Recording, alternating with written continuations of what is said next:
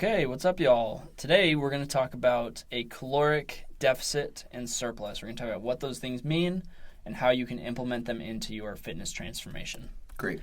Okay, calories, right? We all know what they are. We've all heard of them. Calories, obviously the energy that comes into your body is in the form of calories. It's used every day in expenditure. Your body uses it to move and to function, to breathe, to do all those things, right? So, as your body's using calories that you intake, you can be in what's called a caloric deficit, is the first word we're going to talk about. A deficit is when you are consuming less calories than your body is using, right? So by definition, you're in a negative calorie range. Yeah. To kind of simplify, eating less calories than your body expends will result in weight loss by definition, right? If you're taking in less than you're burning, by definition, something's leaving your body, right? That's what weight loss is. That's exactly what that means. So we want to focus on, especially in a healthy fitness transformation, we want to focus in a slight caloric deficit being greater than an extreme or a drastic caloric deficit. And we're going to talk a little bit more about this later, about why that is, but keep that in mind that that small caloric deficit, which we talk about more in our other video, of 200 to 300 calories about per day, is a good kind of baseline to help yourself lose weight in a healthy way. Yeah. So at the other end of the spectrum, we have a caloric surplus, and it's basically just the opposite of a deficit. So again, it's when you're consuming more calories than your body's expending as energy.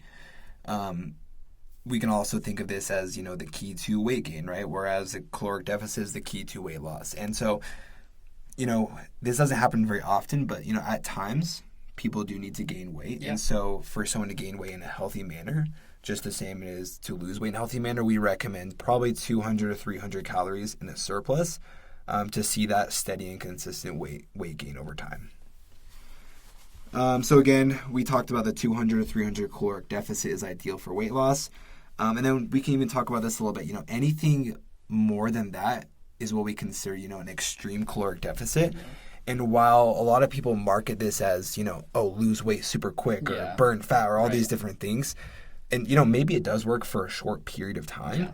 It's not done in a healthy manner and can actually lead to severe issues afterwards. Yeah, so I want to talk quickly about something that has a lot of different names. I call it caveman syndrome. You're going to probably hear me talk about that from time to time. Or like going into shock, right? You're going to, caloric shock, where I call it caveman syndrome because, our ancestors, cavemen, right, they were trying to survive every single day. Yeah. And when they ate food, they had to absorb and use every single bit of that food that they took in.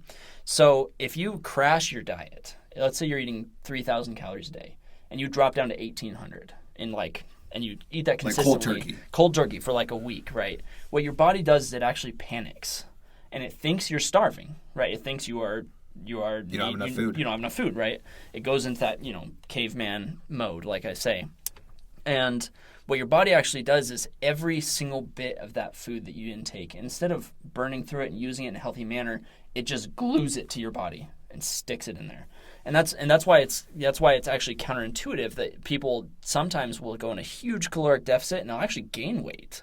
And it's kind of shocking at first. And obviously over a long period of time, it's frustrating. Over a long period of time, it can lead to like starvation and terrible things like that. But people get confused why it doesn't work. It's because your body needs to be in a balance, right? It needs to do things in a healthy and a sustainable way. Yeah. So like he said, like a lot of programs and diets market this extreme weight loss through extreme caloric deficits. It's rarely sustainable. And it's just the data shows that it just doesn't work in the long term. One thing I'll say too is your body kind of knows its own equilibrium, right?